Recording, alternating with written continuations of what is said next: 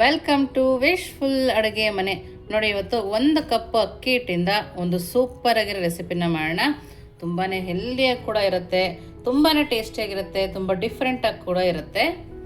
ನೋಡಿ, ಇದಕ್ಕೇ ಸ್ವಲ್ಪ ಕಾಯಿ ತುರಿನ ಹಾಕ್ಕೊಳ್ತಾ ಇದ್ದೀನಿ.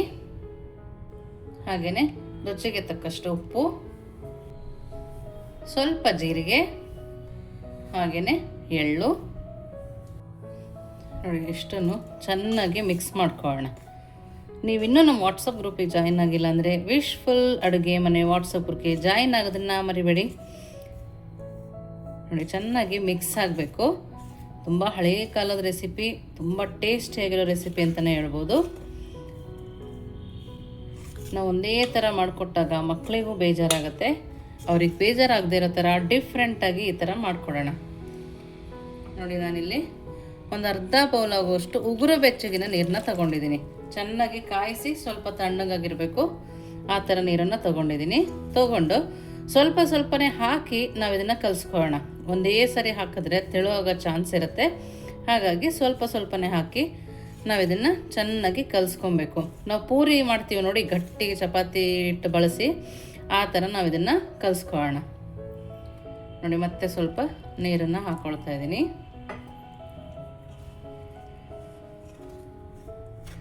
ನೀವು ಈ ರೆಸಿಪಿನ ಮಾಡ್ತಾ ಇದ್ರೆ ಇನ್ನೂ ಏನನ್ನು ಆ್ಯಡ್ ಮಾಡ್ತೀರಾ ಅಂತೇಳಿ ಖಂಡಿತವಾಗ್ಲೂ ತಿಳಿಸಿ.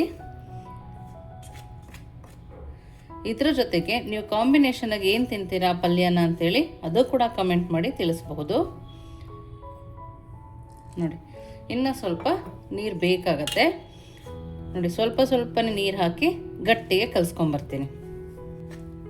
ನೋಡಿ, ಇವಾಗ ಕೈಯಲ್ಲಿ ನಾದ್ಕೊಳ್ಳೋಣ. ನಾವು ಕೈ ಹಾಕ್ದಾಗಲೇ ಹದ ನೀಟಾಗಿ ಗೊತ್ತಾಗತ್ತೆ ನಮಗೆ ಯಾವ ಹದದಲ್ಲಿರಬೇಕು ಅಂತೇಳಿ. ನೋಡಿ, ಈ ಥರ ಚೆನ್ನಾಗಿ ಕಲಿಸ್ಕೊಬೇಕು. ಈ ಥರ ಕೈಯಲ್ಲಿ ಸಾಫ್ಟ್ ಆದಮೇಲೆ ನಮಗೆ ಮತ್ತೆ ನೀರಿನ ಅವಶ್ಯಕತೆ ಬೀಳಲ್ಲ. ಈ ಥರ ಚೆನ್ನಾಗಿ ನಾದ್ಕೊಂಬರೋಣ. ನೋಡಿ, ಈ ಥರ ಚೆನ್ನಾಗಿ ನಾದ್ಕೊಬೇಕು. ನಾವು ಅಕ್ಕಿ ಹಿಟ್ಟು ನಾದೋದ್ರಿಂದ ಚೆನ್ನಾಗಿ ಬರುತ್ತೆ ನಾವು ಮಾಡೋ ರೆಸಿಪಿ. ನೋಡಿ, ನಾವಿಲ್ಲಿ ಕುದಿಯೋ ನೀರನ್ನೇನು ಹಾಕ್ಕೊಂಡಿಲ್ಲ, ಉಗುರು ಬೆಚ್ಚಗಿರೋ ನೀರು ಹಾಕ್ಕೊಂಡು ಚೆನ್ನಾಗಿ ನಾದ್ಕೊಂಡಿದ್ದೀನಿ. ನೋಡಿ, ಎಷ್ಟು ಸಾಫ್ಟಾಗಿದೆ. ನೋಡಿ, ಎಷ್ಟು ಸಾಫ್ಟಾಗಿ ನಾವು ಇದನ್ನು ಕಲಿಸ್ಕೊಬೇಕು. ನೋಡಿ, ಇದನ್ನು ಈ ಥರ ನಾದಿದ ಮೇಲೆ ಒಂದು 5 ನಿಮಿಷ ರೆಸ್ಟಿಗೆ ಬಿಡೋಣ. ನೋಡಿ, ನಾನಿಲ್ಲಿ ಲಿಡ್ಡನ್ನ ಕ್ಲೋಸ್ ಮಾಡಿ ಒಂದು 5 ನಿಮಿಷ ಹಾಗೆ ಬಿಡ್ತಾ ಇದ್ದೀನಿ. ನೋಡಿ, 5 ನಿಮಿಷ ಆಗಿದೆ.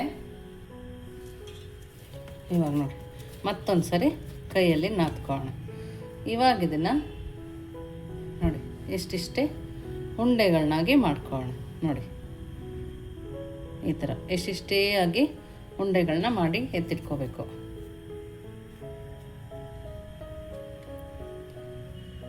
ನಿಮಗೆ ಯಾವ ಸೈಜ್ ಬೇಕೋ ಆ ಸೈಜ್ ಮಾಡ್ಬೋದು.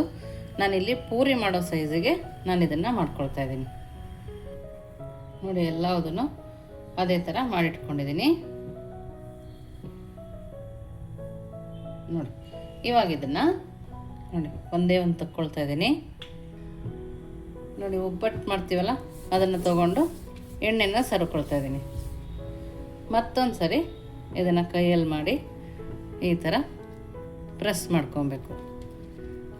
ತೀರಾ ಗಟ್ಟಿಗೆ ಪ್ರೆಸ್ ಮಾಡಬಾರ್ದು. ನೋಡಿ, ಲೈಟ್ ಕೈಯಿಂದನೇ ಈ ಥರ ಸುಮ್ಮನೆ ಮಾಡ್ಕೋಬೇಕು. ನಿಮ್ಮ ಹತ್ರ ಪ್ರೆಸ್ಸಿಂಗ್ ಮಣೆ ಇದ್ದರೆ ಅದರಲ್ಲಿ ಕೂಡ ಮಾಡ್ಕೊಬೋದು. ಒಂದೇ ಸಮನಾಗಿ ಚೆನ್ನಾಗಿ ಬರುತ್ತೆ. ನೋಡಿ, ನಾನು ಈ ಥರ ಮಾಡ್ಕೊಂಡಿದ್ದೀನಿ. ತೆಗಿಯೋದು ಕೂಡ ತುಂಬಾ ಸುಲಭವಾಗಿ ತಕ್ಕೋಬೋದು. ನೋಡಿ, ಈ ಥರ. ಇವಾಗ ಇದನ್ನು ನೋಡಿ, ಪಕ್ಕದಲ್ಲಿ ಎಣ್ಣೆ ಕಾಯಿ ಕೆಟ್ಟಿದ್ನಲ್ಲ, ನಾವು ಮಾಡಿರೋದನ್ನು ಎಣ್ಣೆದೊಳಗಡೆ ಬಿಟ್ಕೊಳ್ಳೋಣ. ಮೀಡಿಯಮ್ ಫ್ಲೇಮಲ್ಲಿ ಇಟ್ಕೊಬೇಕು. ನೋಡಿ, ಎಷ್ಟು ಚೆನ್ನಾಗಿ ಬರುತ್ತೆ ಅಂತೇಳಿ. ನಿಮಗೆ ಚಿಲ್ಲಿ ಫ್ಲೇಕ್ಸ್ ಬೇಕಂದ್ರೂ ಹಾಕ್ಕೋಬೋದು. ಖಾರ ನಿಪ್ಪಟ್ಟು ಥರ ಕೂಡ ಆಗುತ್ತೆ.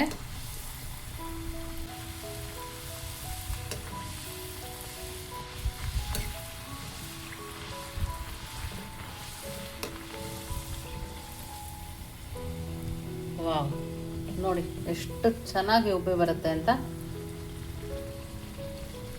ನಾವು ಗೋಧಿ ಹಿಟ್ಟಿಂದ ಪೂರಿ ತಿಂದಿರ್ತೀವಿ, ಅಕ್ಕಿ ಹಿಟ್ಟಿಂದ ಮಾಡಿ ನೋಡಿ, ಸೂಪರಾಗಿರುತ್ತೆ ನೋಡಿ. ಈ ಥರ ಉಬ್ಬಿ ಬಂದಾಗ ಸೂಪರಾಗಿರುತ್ತೆ ನೋಡಿ. ಇನ್ನೊಂದು ಕೂಡ ಅದೇ ಥರ ಮಾಡ್ಕೊಳ್ಳೋಣ. ನೀವು ಇದನ್ನು ಒಂದೇ ಸರಿ ಮಾಡಿ ಇಟ್ಕೊಬೇಡಿ, ಮಾಡ್ತಾ ಮಾಡ್ತಾ ಎಣ್ಣೆಗೆ ಹಾಕ್ಕೊಂಡ್ರೆ ಚೆನ್ನಾಗಿ ಉಬ್ಬಿ ಬರುತ್ತೆ. ಜಾಸ್ತಿ ಪ್ರೆಸ್ ಅಂತೂ ಮಾಡಲೇಬೇಡಿ ನೋಡಿ. ಎಲ್ಲವೂ ಅದೇ ಥರ ಉಬ್ಬುತ್ತೆ ನೋಡಿ. ಎರಡು ಸೈಡು ನೀಟಾಗಿ ಬೇಯಿಸ್ಕೊಬೇಕು ನೋಡಿ. ಎಲ್ಲವೂ ಇದೇ ಥರ ಮಾಡ್ಕೊಂಡು ಬರೋಣ ನೋಡಿ. ನಾವು ಮಾಡಿರೋ ಪೂರಿ ರೆಡಿ ಇದೆ. ನೋಡ್ತಾ ಇರ್ಬೋದು ಎಷ್ಟು ಚೆನ್ನಾಗಿ ಉಬ್ಬಿದೆ ಅಂಥೇಳಿ. ಅಕ್ಕಿ ಹಿಟ್ಟಲ್ಲಿ ಕೂಡ ಈ ಥರ ಸೂಪರಾಗಿ ಮಾಡ್ಕೋಬೋದು. ನೋಡ್ತಾ ಇದ್ರಲ್ಲ, ತುಂಬ ಅಂದರೆ ತುಂಬ ಚೆನ್ನಾಗಿ ಬಂದಿದೆ. ಒಳಗಡೆ ಕೂಡ ನೋಡಿ ಲೇಯರ್ ತೋರಿಸ್ತೀನಿ ನೋಡಿ, ಎಷ್ಟು ಚೆನ್ನಾಗಿ ಬಂದಿದೆ ಅಂದರೆ ನೀವು ರೊಟ್ಟಿ ಮಾಡ್ಕೊಳ್ಳೋದೇ ಮರ್ತು ಬಿಡ್ತೀರಾ, ಗೋಧಿ ಹಿಟ್ಟಿನ ಪೂರಿನೂ ಮರಿತೀರಾ, ಅಷ್ಟು ಚೆನ್ನಾಗಿದೆ. ಇವಾಗ ಇದನ್ನು ಯಾವುದ್ರ ಜೊತೆ ತಿನ್ನೋದು ನೋಡೋಣ ಬನ್ನಿ ನೋಡಿ. ಸರ್ವ್ ಮಾಡೋಕ್ಕೆ ರೆಡಿ ಇದೆ ನೋಡಿ. ನಾನಿಲ್ಲಿ ಡಬಲ್ ಬೀನ್ಸ್ ಇರುತ್ತಲ್ಲ, ಅದರ ಗೊಜ್ಜು ಮಾಡ್ಕೊಂಡಿದ್ದೆ, ಅದರ ಜೊತೆಗೆ ತಿಂತಾಯಿದ್ದೀನಿ. ನೀವು ಬೇಕಿದ್ರೆ ಇದಕ್ಕೆ ಚಟ್ನಿ ಕೂಡ ಮಾಡ್ಕೊಬೋದು ನೋಡಿ. ಎಷ್ಟು ಸಾಫ್ಟ್ ಇದೆ ನೋಡ್ತಾ ಇದ್ದೀರಲ್ಲ, ತುಂಬ ಅಂದರೆ ತುಂಬಾ ಸಾಫ್ಟ್ ಇರುತ್ತೆ. ಲಂಚ್ ಬಾಕ್ಸಿಗೆ ಕೂಡ ಹಾಕ್ಕೊಡ್ಬೋದು, ಅಥವಾ ಸಂಜೆ ಮನೆಗೆ ಮಕ್ಕಳು ಬಂದಾಗ ಕೂಡ ಮಾಡಿಕೊಡ್ಬೋದು ನೋಡಿ. ಇವಾಗ ನಿಜವಾಗ್ಲೂ ಸೂಪರಾಗಿದೆ. ಖಂಡಿತವಾಗ್ಲೂ ನೀವು ಒಂದ್ಸರಿ ಮಾಡಿ ಹೇಗೆ ಬಂತು ಅಂತ ವಿಶ್ಫುಲ್ ಅಡುಗೆ ಮನೆಗೆ ಕಮೆಂಟ್ ಮೂಲಕ ತಿಳಿಸೋದನ್ನು ಮರಿಬೇಡಿ. ನೀವಿನ್ನು ನಮ್ಮ ಚಾನಲ್ ಲೈಕ್ ಮಾಡಿದರೆ ಲೈಕ್ ಮಾಡಿ, ಶೇರ್ ಮಾಡಿ, ಸಬ್ಸ್ಕ್ರೈಬ್ ಮಾಡಿ. ವಿಶ್ಫುಲ್ ಅಡುಗೆ ಮನೆಗೆ ಥ್ಯಾಂಕ್ ಯು.